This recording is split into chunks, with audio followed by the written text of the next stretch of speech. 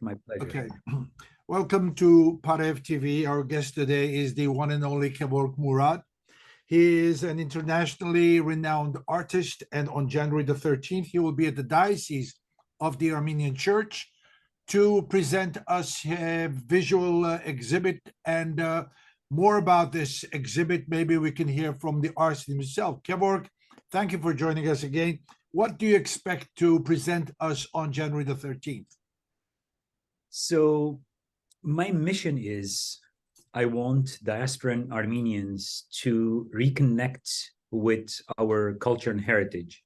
What I mean with that, I want it to be visual journey from early on, like let's say from Karahunj to Khachkar to Armenian doors. So I'm planning to make a projection. The exhibition would be projected, animated, and live combination, where the entire thing is just moving through ancient artifact until recent what we experienced in Artsakh. Probably the whole idea is we're losing all these incredible cultural artifacts, and I want to capture it in the work where it will stay with us in our visual memory. Hopefully will inspire many people in diaspora to figure out what to do with our culture, with our art, with our history. You know, there's a lot of buzz. Your picture image is on the flyers.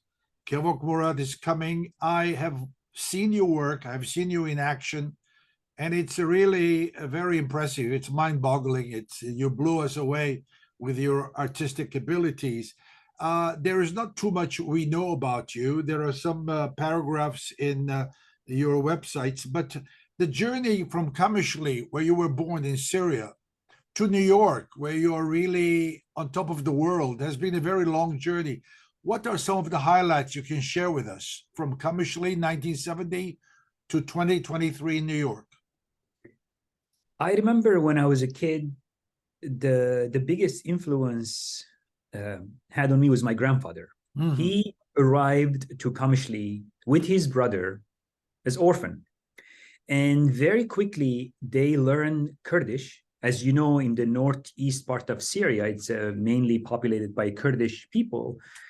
He figured out that to contribute to new home is the very important thing. So right away, he mastered saz.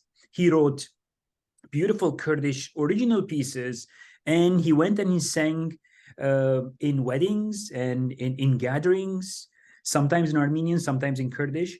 So when I was in touch with him, his artistry made a huge impact on me, saying that if you could figure out a way to contribute to the culture who accepted you as an orphan, as a refugee, there's nothing more than that to make the statement. Like right now, that's what I'm trying to do, to continue his legacy, to continue his advice, that you don't need to think about fame or name. You just have to contribute. Like as an Armenian, as an artist right now, we have to create this language which is universal. Anyone can see, needs to get inspired to make something good. So from Kamishli to Aleppo, I always had the vision that I want to become an artist. So anything I did, that was my main goal. And then from Aleppo, went to Armenia, I studied art, and I studied printmaking and illustration, bookmaking. And early on, I realized that I want to illustrate sound.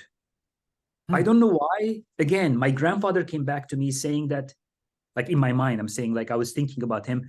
He inspired me and he influenced the way I wanted to be sharing my culture and my story.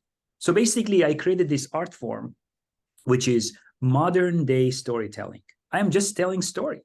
So today I'm telling the story with my live drawing and animation. I'm using today's tool. I have my own software in my computer. So what I do, that captures my live drawing and combines it with pre-done animation. And together with my live and animation, I tell the story. Like this time, I'm telling the story of our Armenian culture through artifacts, through khachkars, through Armenian doors and churches. And basically, I'm trying to capture and document what we had and what we have, and hopefully art can help us. I don't think we have another tool right now. We have art, and through art, hopefully we can make our culture eternal. You know, you speak about from Aleppo, you moved to Armenia, where you studied at the Institute of Fine Arts in Armenia. What was the experience in Armenia? What kind of an impact has it left on you in your future career? Armenia was a huge influence on me. Going from Syria to Armenia, Armenia became kind of like an open air museum. You have the opera house in the heart of the city, Yerevan, and you see all these incredible monuments. We in Syria did not experience those things. You know, I grew up in a very middle class, poor neighborhood where there's nothing aesthetic to get inspired by, except when you go to Karasum Manuk, that the ancient part of Aleppo, with this beautiful Armenian churches and incredible iconography and all this. That was the only source in today's, whenever I create images from Aleppo, I create from that part of Aleppo. But in Yerevan, when you see all these incredible monuments and khachkars and space was incredible. Aleppo, everything was on top of each other. Like the buildings were like, maybe the street is like 3 meters, that narrow. And you go to Yerevan, this vast light and inspiring place. So the environment was hugely influenced on me, impacted the way I created work. Like my friends in the classroom, they were so talented, and they're all locals. So basically they grew up in a completely different environment. And it shaped the way I thought I need to work. Basically, it brought back to my own roots. Like, instead of just thinking that I want to be the next Minas Avedisian or Arshel Gorky, I decided to become even closer to my roots, and to think about what is Kamishli, what is Aleppo's streets, well, what are those like incredible Arabic calligraphies and Arabic doors and streets. So brought back to my roots, instead of like thinking, oh, I want to be more westernized, I want to be more like a Jackson Pollock, you know. So Armenia had this incredible transition period for me, where it shaped me to think how I could become even true to my own identity.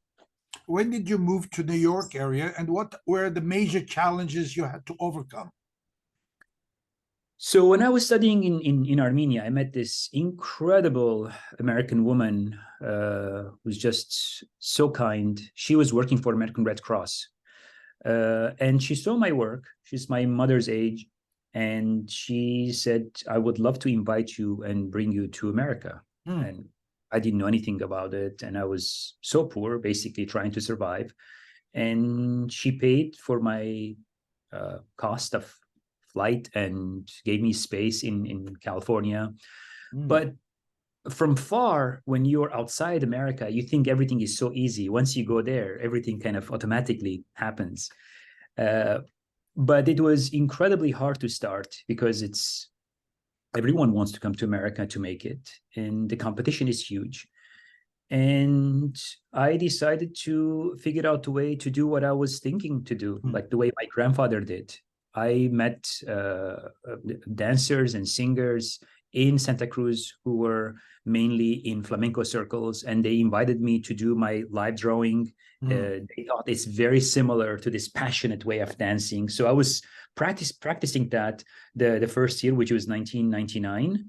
And then when I met my wife, Anais Alexandra Tekerian, she's one of the singers of Zulal, she already had the plan to come to New York and to continue her acting career. So when I arrived here with her, very quickly I met this virtuoso clarinet player, Kinan Azme, in a bar. And he said, I would love to invite you for my graduation thesis at Juilliard. And I went there. I heard his incredible composition, which was inspired by American invasion in Iraq. And I told Kinan, I said, I think I could contribute with my drawing. I could do. He was puzzled. He said, he's a very generous spirit and very supportive person. And he said, why not? And so he gave me his 10 minutes recording, and I decided to figure out what is the most ancient thing that humanity has so far. I thought about Epic of Gilgamesh, and I took this translations. I figured out how to kind of connect it to his music, and basically to tell humanity is like, this was kind of the birthplace of civilizations, Mesopotamia. And Kenan and I were born in Syria, next to it. We need to kind of share with the world that art has a major role to tell the world that we can't let people loot the museums and artifacts and destroy it. So that became kind of the cornerstone of how to express it to the world, that art has a major role to document and capture and to kind of make a huge statement. So that work reached Yo-Yo Ma. And that was kind of an incredible opportunity for me to meet the legendary cellist Yo-Yo Ma. And he called me. He said, I want to meet you. And I went to Tanglewood. He opened his arms like this. Kevork, we've been waiting for you. I'm like, this is happening now? And he gave me this warmest hug.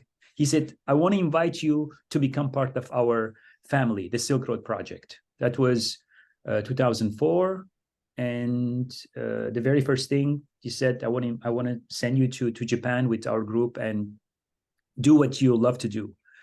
And so that's how kind of my journey started. And from place to place, whatever I created something, I was true to my own roots and stories and my grandfather, and basically trying to illustrate sound. And he was always in my head saying that, you create for sake of creation. You're not creating for sake of name or fame. You speak about moving from one place to another and about the past. When we look behind us, when we look at the past, it's easy to connect the dots to see how life has meant to be shaping up and opening up, how every incident influenced us. You must be very proud of your works, obviously. I understand you have 5 paintings that are on permanent display at the Burj Khalifa in Dubai. That must be a great honor. But what other accomplishments, achievements, or works or event are you very proud of? Just recently, last week, seeing Through Babel. I think one of my biggest achievements. It's a 20 feet tall structure that I created, all out of fabric. Was commissioned by the Aga Khan Museum in Toronto. I made it in London in 2018. Basically, that piece, the message of the piece was how to bring different cultures and faiths together instead of dividing. So the tower has so many windows and doors. Through the windows and doors, you will see writings. Some of them are Armenian writings, some of them are Arabic, but it's all inspired by different languages. And that piece was purchased recently by the Aga Khan Museum, is now on their permanent display. And I'm going to go there in early February to do the official opening. I think I'm very proud of that work, which has I think, very important message to humanity now, especially now more than ever. People are divided in wars, like so many wars around the world. People can't even express what they have on their mind. The censorship is big. I think art has a major role than ever now. You speak about this art piece, saying you want to bring different cultures and nations together.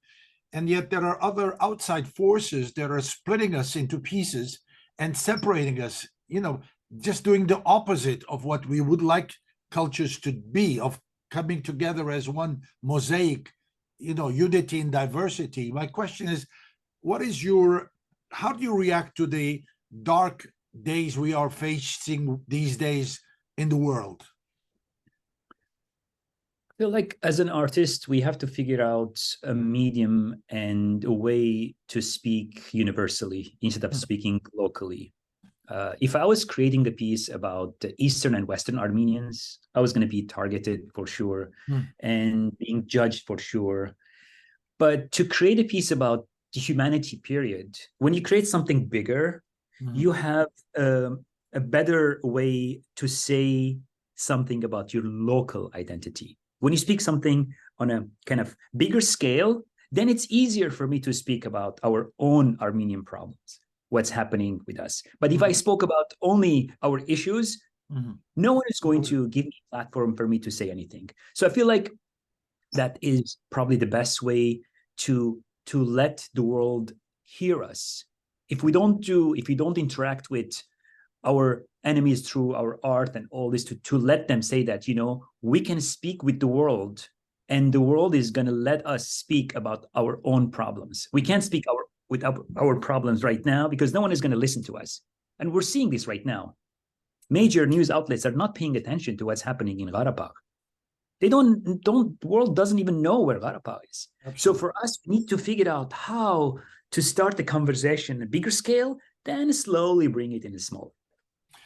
Kevork, ժամանակը սուղ է, եւ շատ շնորհակալ եմ, որ այս խոսքերը գնեք եւ իսկապես գուզեի նորեն դեսնվել ձեր հետ, բայց հայերենով գուզեի արդայդել, թե վերջերս ավելի եւ ավելի բարեկամներ գունենանք, որ ձակումով կամիշլիեն են եւ գբատմեն իրենց քաղաքի, քյուրաքաղաքի ցանկի մասին եւ կարծեմ Վարամ Մավյանը քրողը բանաստեղծը այցելած էր կամիշլիասկի դարիներ առաջ եւ Խալո Խաչո անունով Uncle Խաչո անունով պատմություն ուներ որ Uncle Խալո Խաչոն գունգտրեր Վահրամ Մավյանին խոսքերը բայց չէր գնալ արդայդվել քանի որ հայերեն չէր գիտեր քրդախոս էր ուրեմն ուզեց խոսք մնել եւ ելավ քրդերեն խոսեցավ եւ մեկը թարգմանեց ասավ մենք քրդերեն խոսենք բայց մենք մեր հայ ու բարդականությունը գդարենք այդ իմաստով որ մեր զավակները հայ գմեցունենք հայ լեզու գսորվեցունենք մեկ հարցում ունեի ցերիները որ կամիշլի հաստատվեցան ուրդեղեն եկան ուրեմն մամային գոմ ուրֆայեն են իսկ բաբային գոմը սասունեն հետաքրքիր բան մգա այդ շրջանը շատ զորավոր ուժ մգա այո վստահ եմ որ գաբունի ասենք բաբելոնական կամ ինչպես սումարական atmanderin խենթանալիք ուժ մցկած են հոնդեղը եւ ես հակին արվեստագետներ գիտեմ Բահրամ Հաջո Իբրահիմ Քևո հակին հետաքրքիր մարդիկ կան որ հիմա աշխատին բոլորը հոնդեղեն են այո չեմ գիտեր վստահ եմ որ զորավոր ուժ ունի այդ շրջանը եւ խենթանալիք հաց եւ անորմար մինչեւ հիմա հացես գնեմ իմ ցերկովս համեջ իմ նախնիներուն Kevork հաջելի է խոսիլ հետդ հաջողություն կմաղթենք եւ վստահաբար հունվար 13-ին գտեսնվենք եւ գվայելենք աղանդը շատ շնորհակալ ենք thank you very much շնորհակալ եմ